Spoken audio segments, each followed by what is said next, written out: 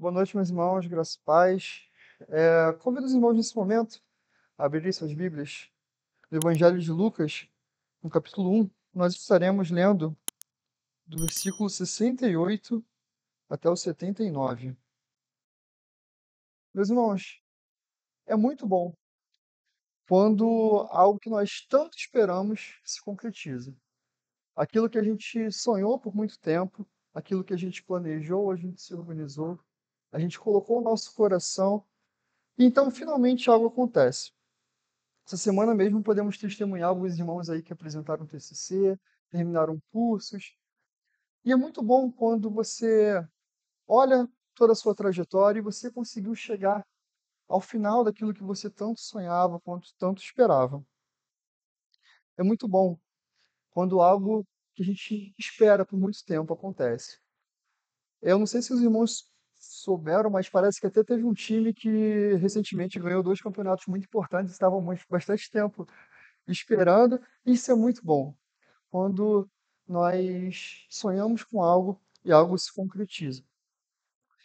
O tempo de espera tem muito a nos ensinar.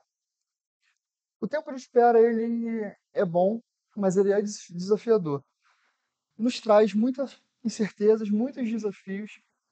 Então, quando nós estamos aguardando um filho, ou quando a gente quer algo e a gente está planejando aquilo, ou esperando o resultado de um exame, a preparação de um casamento, esse tempo de espera, ele é bom, mas ele é desafiador.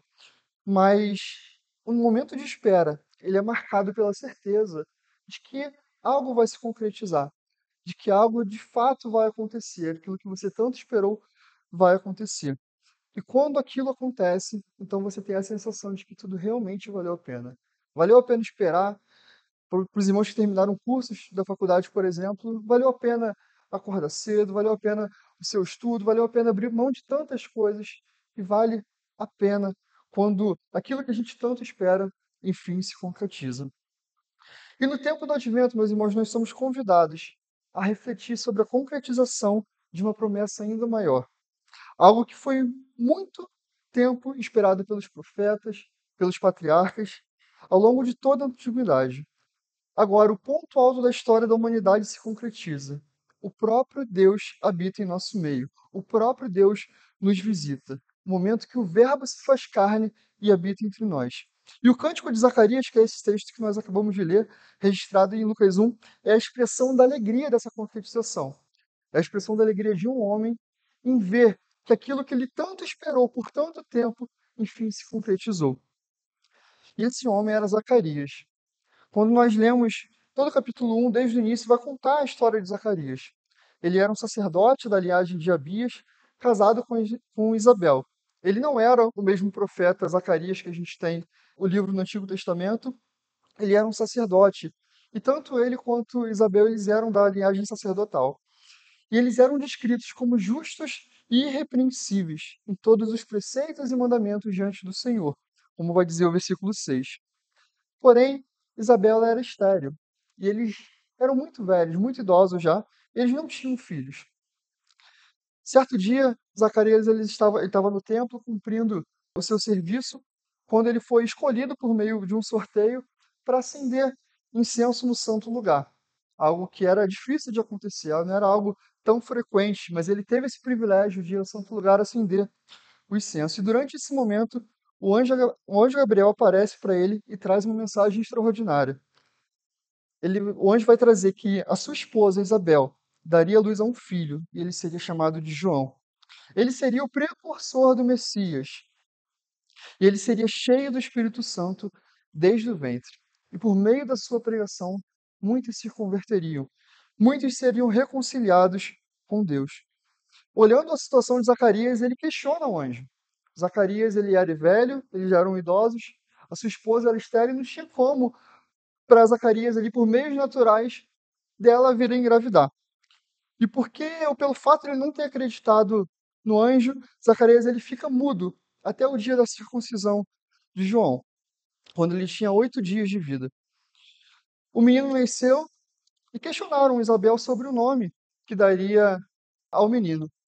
Isabel queria João, porque era aquilo que o anjo tinha falado.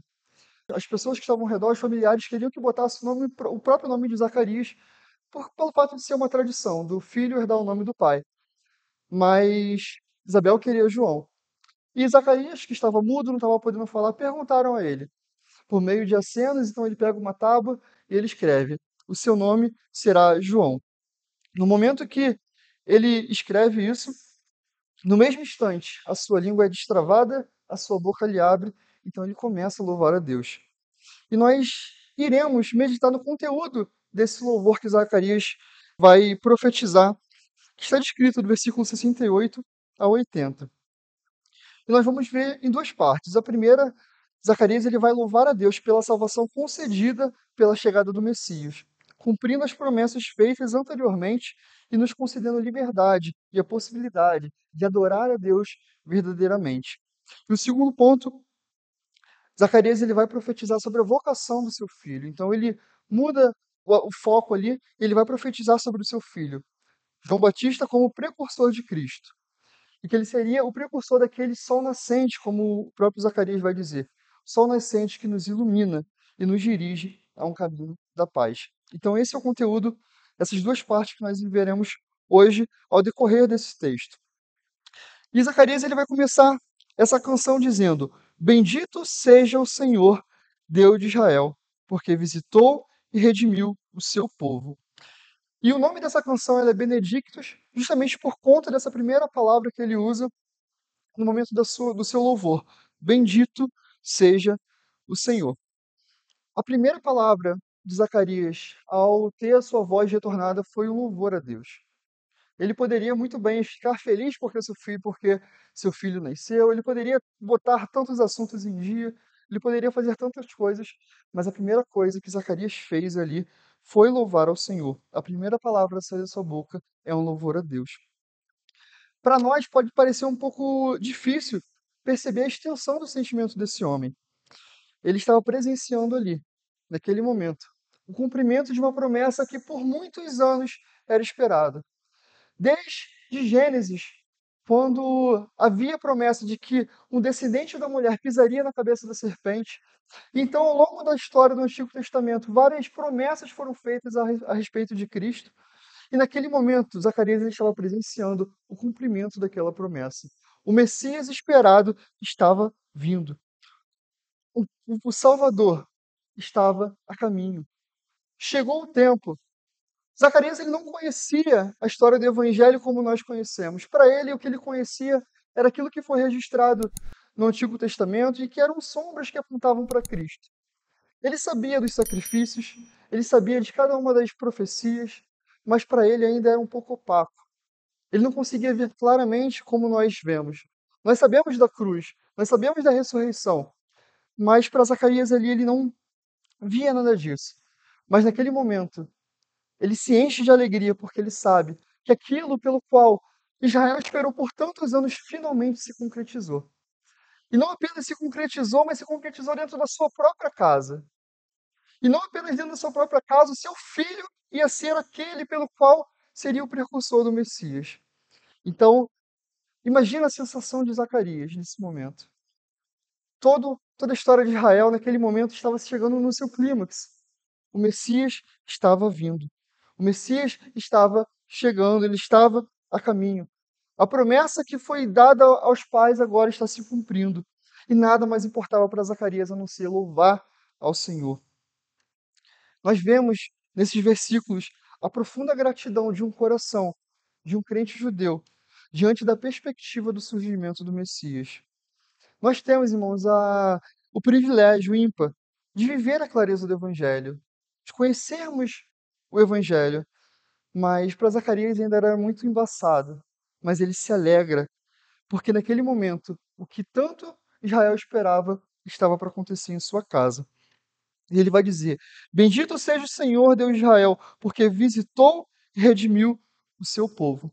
A palavra visitou aqui, ela vai transmitir uma ideia de uma visita que transforma. Não apenas visitar no sentido de estar presente no momento e a partir daí não estar mais e voltar tudo como era antes. Mas é uma intervenção. Deus, então, nesse momento, ele visita o seu povo, ele intervém na história e muda a situação que a humanidade vive. Deus, ele visita e redime o seu povo. Nesse contexto de Zacarias, por 400 anos a voz profética tinha sido silenciada, mas agora Deus visita o seu povo a fim de redimir, salvar e livrar. Ao longo da história de Israel, nós vemos várias vezes Deus visitando o seu povo por meio de sinais, de aparições, por meio de milagres que Deus fez ao longo da história de Israel, mas agora ocorreu a maior manifestação de Deus. O próprio Deus se faz homem. Deus encarna, Cristo encarna. O Verbo se faz carne e habita no meio do seu povo. Essa foi a maior manifestação da visita de Deus. E Zacarias estava contemplando aquilo, aquele momento ímpar da humanidade, o momento em que o próprio Cristo, o próprio Deus, ele se esvazia de si mesmo e se faz homem, se humilha a ponto de a ter um corpo como o nosso, aquele que nem mesmo o céu pode conter. Ele vem como um bebezinho. Se ele se toma a forma de um bebezinho vulnerável, dependente. Nas Crônicas de Nárnia, a última batalha, Lúcia vai dizer: no nosso mundo já aconteceu uma vez que dentro de um certo estábulo havia uma coisa que era muito maior do que o nosso mundo inteiro. E ali, o próprio Deus estava ali vindo como um bebezinho. Estava já naquele momento no ventre de Maria. Deus visita o seu povo. O apóstolo Paulo ele vai usar a plenitude do tempo para se referir a esse momento ímpar na história da humanidade, onde a redenção é manifesta por Cristo. Ele vai dizer em Gálatas 4, 3 a 5: assim também nós, quando éramos menores, estávamos escravizados aos rudimentos do mundo. Mas quando chegou a plenitude do tempo, Deus enviou o seu Filho, nascido de mulher, nascido sob a lei, para resgatar os que estavam sob a lei, a fim de que recebêssemos a adoção de filhos. Deus visita o seu povo. Naquele momento esperado, na plenitude dos tempos, então, Deus visita o seu povo, se fazendo homem, para cumprir o seu ministério. Deus não deixou o homem seguir o seu caminho rumo à destruição, mas Deus interveio na história, a fim de que nós pudéssemos ser salvos e redimidos. Para nos resgatar da condição de perdidos que estávamos, Deus intervém na história. Ele nos visita. E Zacarias vai continuar no versículo 69 dizendo: e nos suscitou plena e poderosa salvação na casa de Davi, o seu servo. Deus ele vai tomar iniciativa na história a fim de salvar o seu povo, assim de resgatar aquele povo que ele amou e que estava perdido. E essa salvação não é alcançada por meio de obras humanas, não foi manifestada por meio de uma lista de coisas que um homem deve fazer para conseguir a salvação por seu próprio esforço, mas foi um ato soberano de Deus. Ele suscitou plena e poderosa salvação. Ele enviou Cristo como o nosso Redentor esperado, para salvar todos aquele a quem Deus quer salvar. Ele não veio para dar uma alternativa para o homem, um plano como se fosse um plano B na história da humanidade, mas ele veio para salvar. E o texto vai dizer que essa salvação ela é poderosa e é plena. É plena porque abrange todos os aspectos da nossa necessidade. Deus fez tudo que era necessário. A salvação ela é completa, ela é plena, ela resolve toda a nossa deficiência. Ela nos une com Deus, ela nos perdoa, ela nos liberta, ela faz com que nós andemos no caminho que nós devemos andar. A salvação ela é plena e ela é poderosa, ela é eficaz. Não há ninguém que possa resistir quando Deus quer salvar. Não há ninguém que possa fugir das garras do Senhor. Essa salvação ela é plena, é poderosa. E Zacarias vai continuar dizendo que Cristo ele veio como cumprimento das promessas que anteriormente Deus tinha feito pelos profetas e aos pais. Como ele vai dizer no versículo 69, no versículo 70. Como havia prometido desde a antiguidade por boca dos seus santos profetas, para nos libertar de nossos inimigos e das mãos de todos que nos odeiam, para usar de misericórdia com os nossos pais e lembrar-se da sua santa aliança e do juramento que fez ao nosso pai Abraão. Então, Cristo ele veio como cumprimento da promessa que Deus tinha feito aos pais, Abraão, aos patriarcas e aos profetas ao longo de toda a história. E primeiro, uma das promessas que Zacarias vai falar aqui, que essa plena e poderosa salvação, ela é suscitada na casa de Davi. porque essa salvação haveria de vir da casa de Davi. Deus havia prometido que dos descendentes de Davi viria um reino eterno. Em 2 Samuel 7,13, Deus ele vai prometer a Davi que o seu reino seria estabelecido para sempre. Em Isaías 11:1, nós temos a profecia de que brotará do rebento do tronco de Jessé o renovo, e dele frutificará e governará com justiça sob o temor do Senhor. E Jesus é esse descendente real, aquele que vem da raiz de Davi e vem para estabelecer o seu reino eterno, o seu reino perpétuo. E o segundo ponto que Zacarias vai dizer aqui nessa parte que Jesus veio para nos libertar dos nossos inimigos e das mãos de todos aqueles que nos odeiam. Ao longo da história de Israel, o povo teve diversos inimigos. Esteve sob a opressão de diversos povos, sobre Egito, Síria, Babilônia, Pérsia. Tiveram vários pequenos povos que também lutaram ao longo de toda a história contra o povo de Israel. E nesse contexto específico, Israel ali, o povo de Jerusalém, o povo estava sob a opressão de Roma, e eles aguardavam o Messias para trazer uma libertação política, uma libertação física, mas esse texto vai nos prometer uma libertação de todos os nossos inimigos, mas ele não está se limitando somente aos inimigos físicos, mas principalmente aos nossos inimigos espirituais, o pecado, o diabo, a morte e o mundo. Por meio de Cristo, nós temos a libertação da escravidão do pecado.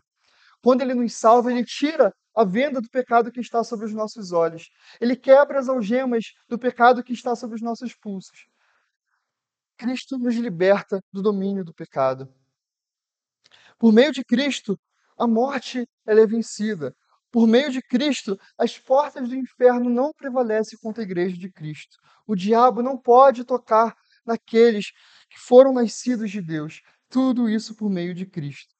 A vinda de Cristo ela veio para nos libertar da escravidão do pecado, do terror da morte e das algemas de Satanás. Nem o mundo pode conter a igreja de Deus. Tudo por causa de Cristo. Ele veio para nos libertar dos nossos inimigos e das mãos daqueles que nos odeiam. O texto vai dizer também que Cristo vem para mostrar a sua misericórdia e a sua fidelidade à aliança que Deus fez aos profetas.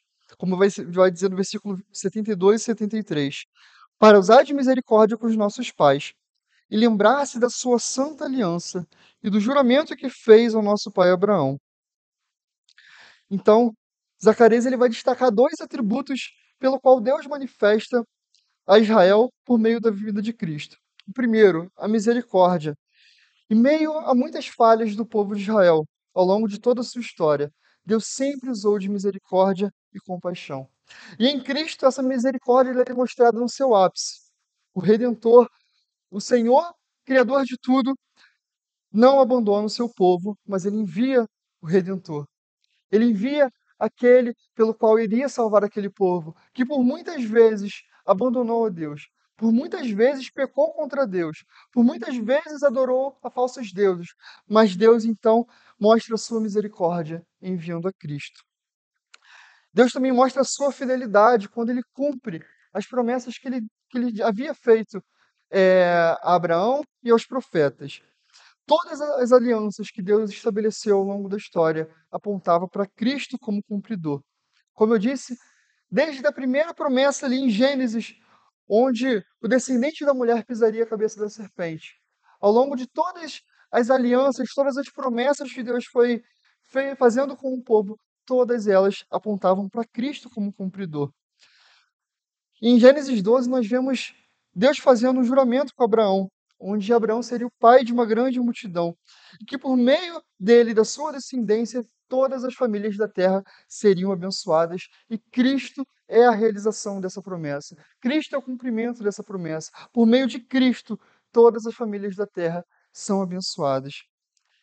Ele é o cumprimento de uma promessa de um reino eterno, da libertação dos nossos inimigos e da misericórdia e da fidelidade de Deus. E a manifestação de Cristo, como Zacarias vai dizer aqui, vai nos conceder de que, pelo fato de sermos libertos dos nossos inimigos, nós podemos adorá-lo de forma santa e justa. Como o versículo vai continuar dizendo, no 74, de conceder-nos que, livre das mãos dos inimigos, o adorássemos sem temor, em santidade e justiça diante dele todos os nossos dias. Por meio da obra de Cristo, nós então podemos adorá-lo. E nesses aspectos pelo qual Zacarias vai dizer. Primeiro, ele vai dizer que Deus nos concede adorá-lo sem temor. Por meio de Cristo, nós podemos adorá-lo sem temor. O temor aqui nesse sentido justamente tem o sentido de medo. Nós podemos adorá-lo sem medo. No Antigo Testamento, a adoração ela era muito restrita. A adoração cultica ela era muito restrita. Os crentes não podiam chegar à presença de Deus, acessar o lugar santo, o santo dos santos, somente o sumo sacerdote algumas vezes. Estar diante de Deus, da figura de Deus, era algo totalmente amedrontador. Mas em Cristo tudo isso se finda. Nós podemos adorá-lo sem medo por meio de Cristo. Por meio de Cristo nós temos acesso direto ao trono da graça de Deus. Nós podemos adorá-lo sem medo. Nós podemos diante de Deus mostrar as nossas vulnerabilidades, mostrar a Ele, confessar a Ele os nossos pecados, a nossa fraqueza. Nós podemos diante de Deus adorá-lo sem medo. Não há inimigo que possa impedir a nossa adoração diante de Deus. Não há ninguém que possa impedir. Não há mais medo. Nós podemos chegar diante dele com a nossa fraqueza, reconhecendo que nós somos pecadores e ele nos aceita por meio de Cristo. Zacarias vai continuar dizendo que essa adoração pelo qual Deus concede que adoremos, ela é sem temor, ela é em santidade e justiça diante dele. Ele vai trazer dois aspectos aqui pelo qual a nossa adoração deve ser diante do Senhor: santidade e justiça. Em Cristo, nós fomos separados, nós fomos dedicados a Ele como seu povo. Nós podemos apresentá-lo uma adoração santa e humilde diante do Senhor. Meus irmãos, quando nós somos convertidos, verdadeiramente convertidos, há uma mudança de vida. O nosso coração foi transformado por meio do Espírito Santo. Os nossos hábitos mudam, os nossos olhos se abrem e nós podemos, pela força do Espírito Santo, lutar contra os pecados que dia após dia nos assediam. Aquele que é nascido de Deus luta contra o pecado, porque por meio do Espírito Santo nós somos capacitados a isso.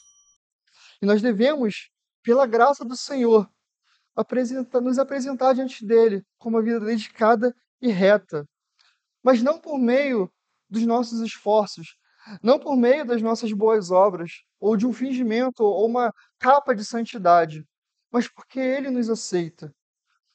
Nós precisamos nos achegar diante de Deus, confessando a ele os nossos pecados e mostrar quem de fato nós somos, sabendo que ele cuida de nós, ele nos ajuda na nossa caminhada, é ele que nos ajuda a sermos cada vez mais santos e dedicados a Ele.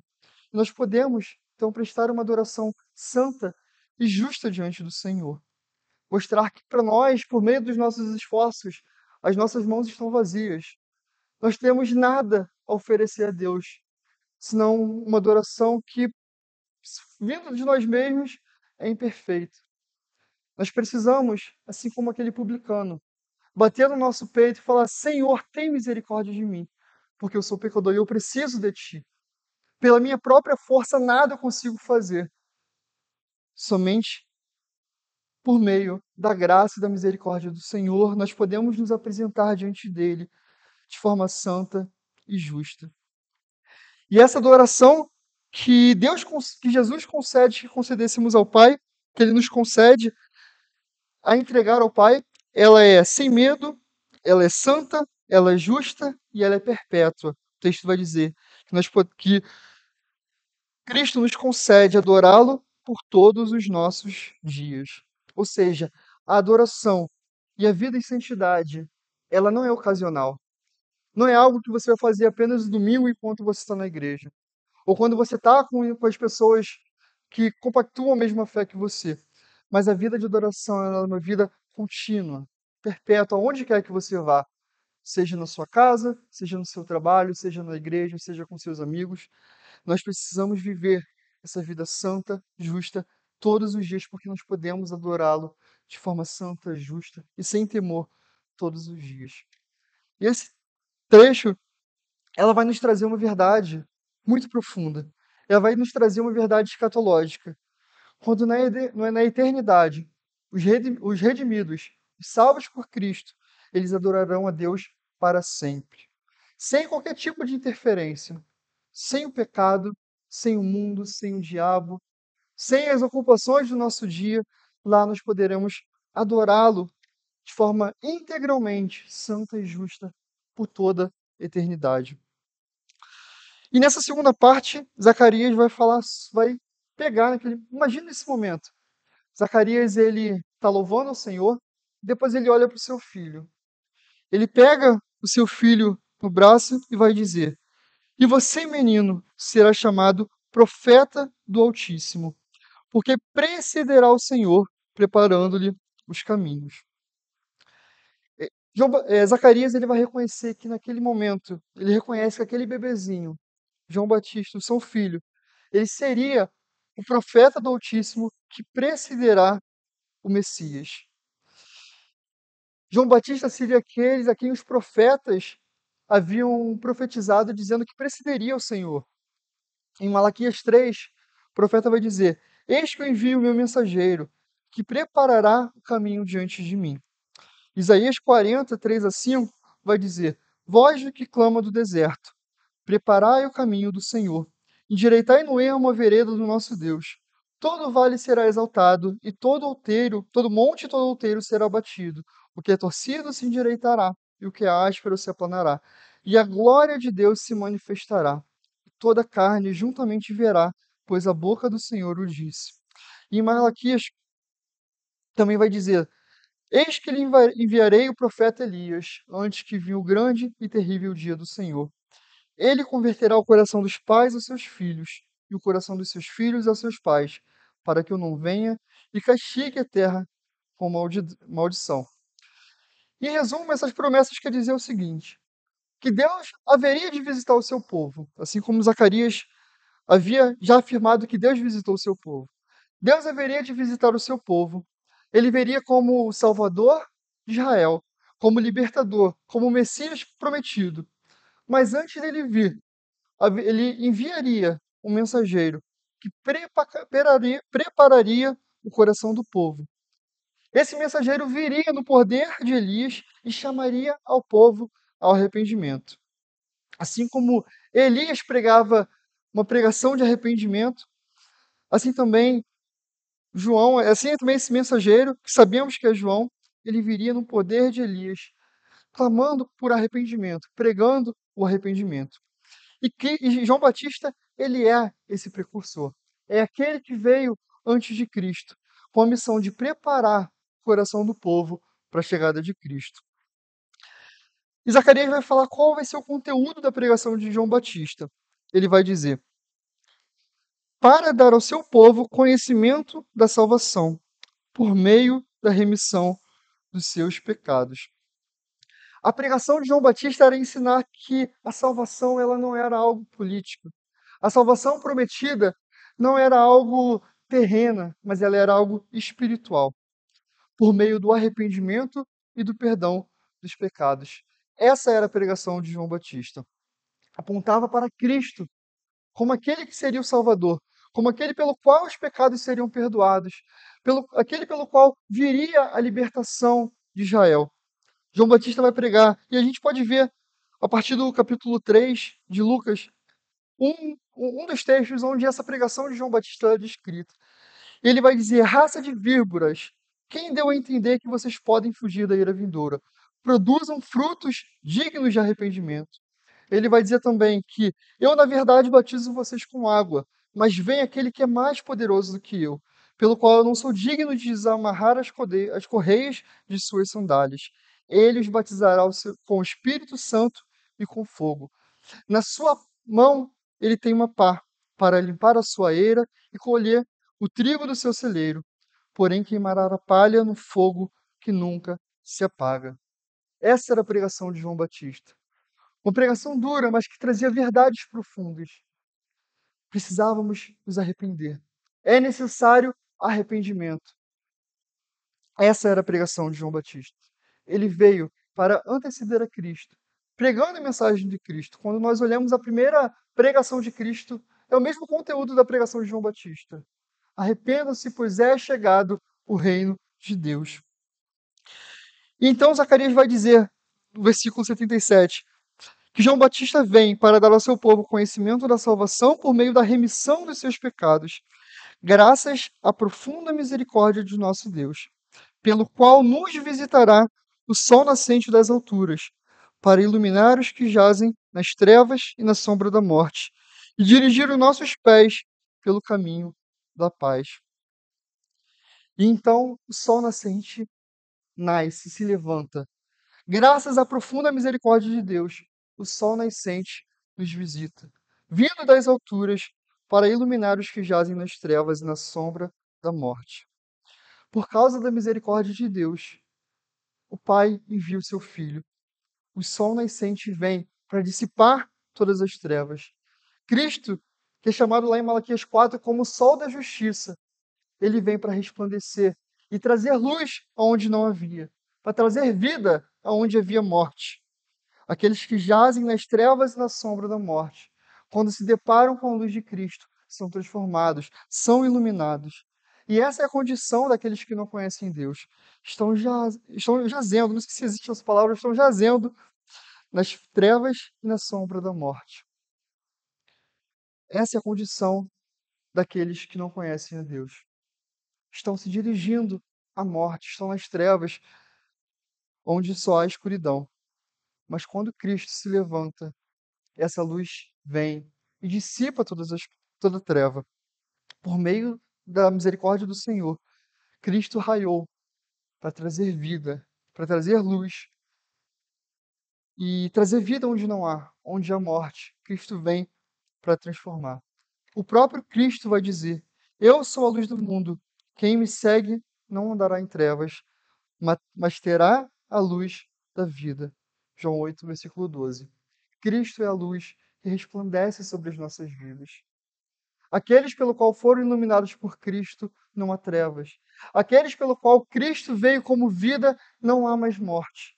Cristo é aquele que nos transforma, é aquele que nos salva. E o texto já no finalzinho vai dizer que o sol nascente nasce para iluminar os que jazem nas trevas e na sombra da morte e dirigir os nossos caminhos pelo caminho da paz. A paz aqui, ela não vai se limitar, a palavra paz, ela não vai se limitar somente a uma ausência de guerra ou uma ideia de um pacifismo, mas o significado aqui da paz ele é muito mais profundo. O caminho pelo qual Deus prepara para nós é um caminho de paz. E essa paz aqui vai denotar todo o bem de prosperidade, toda bondade, toda bem-aventurança. Tudo isso vem por meio de Cristo. Esse trecho vai representar Cristo como o autor de tudo aquilo que é bom, de toda a felicidade. Para que então nós não busquemos felicidade e prazer naquilo que não é Cristo. Somente nele nós podemos nos dirigir num caminho de paz. Ele ilumina o nosso caminho. Então, a nossa vida, por meio de Cristo, nós podemos ter plena paz. A paz não vai ser uma ausência de problema, uma ausência de dificuldade, mas é que, independente das dificuldades, independente dos problemas, em Cristo nós podemos encontrar uma felicidade plena. Falando sobre esse texto, Calvino vai dizer que Zacarias queria afirmar que a mais plena perfeição de toda excelência e felicidade está fundada unicamente em Cristo. Somente nele nós podemos encontrar a felicidade que tanto procuramos. Somente nele a nossa alma pode descansar. Somente em Cristo nós encontramos tudo o que precisamos. Então nós podemos afirmar que somente precisamos de Cristo, porque ele é tudo em nossas vidas.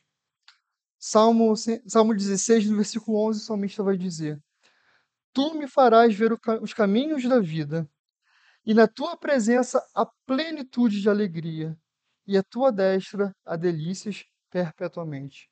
Somente em Cristo nós podemos encontrar tudo aquilo que precisamos. Dele vem toda fonte de alegria, de paz, de felicidade. Tudo por conta de Cristo. Algumas aplicações sobre esse texto, no que se refere a esse período que nós vivemos. Nós estamos no advento, que é um tempo de espera, como eu estava falando no início. Nós estamos num tempo de espera.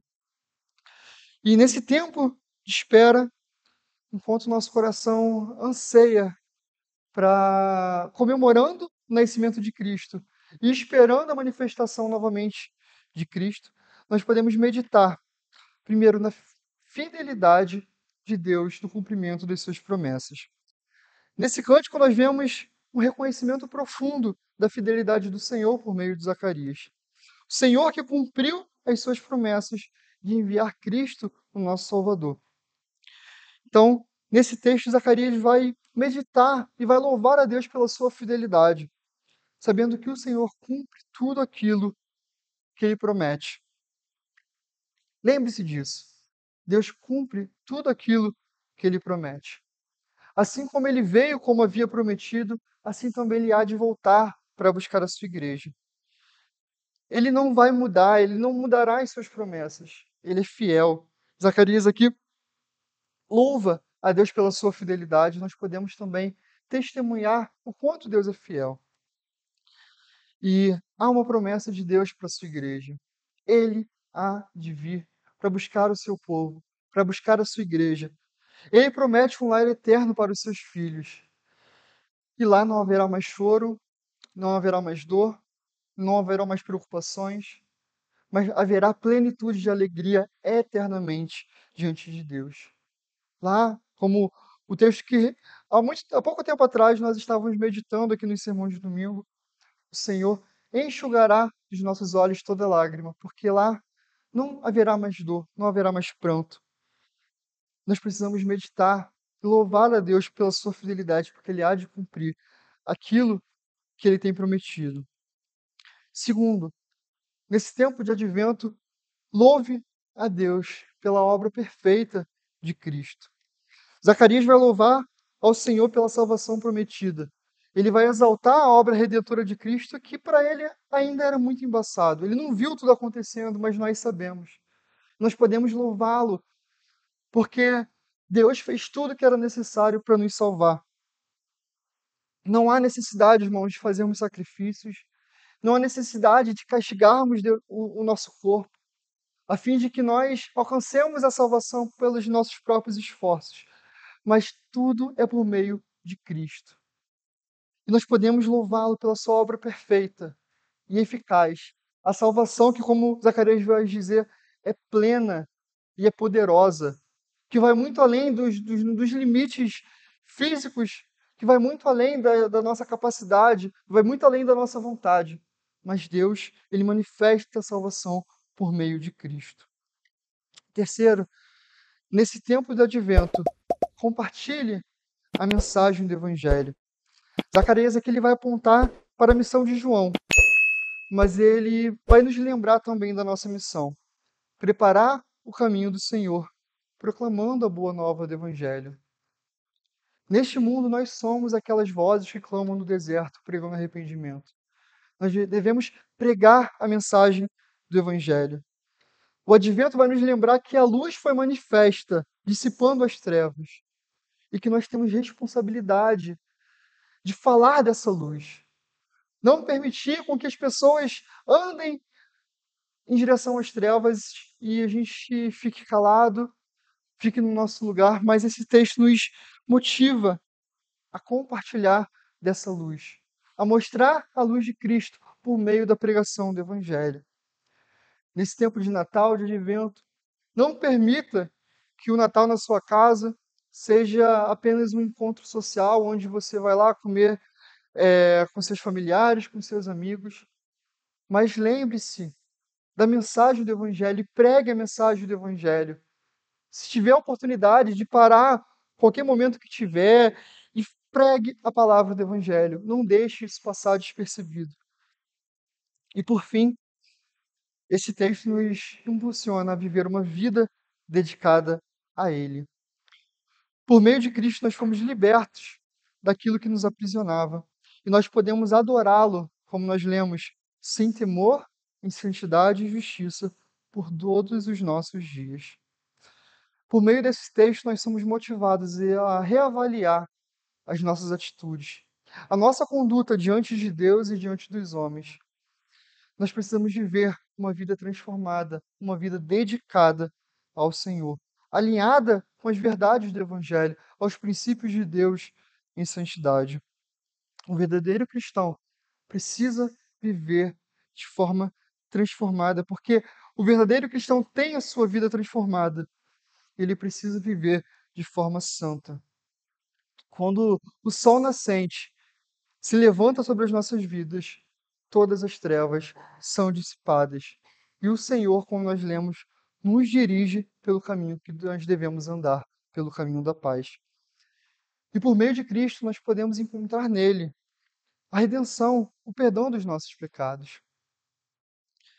Precisamos meditar nas nossas ações, reavaliar as nossas atitudes e recorrer a Cristo, a Ele, clamando por perdão, porque somente nele nós temos perdão, nós encontramos misericórdia, nós encontramos graça. Nele, em Cristo, nós encontramos tudo o que precisamos: o perdão, a paz, o descanso e a esperança de que Ele há de voltar para buscar o seu povo. Somente Cristo deve ser a mensagem da nossa vida.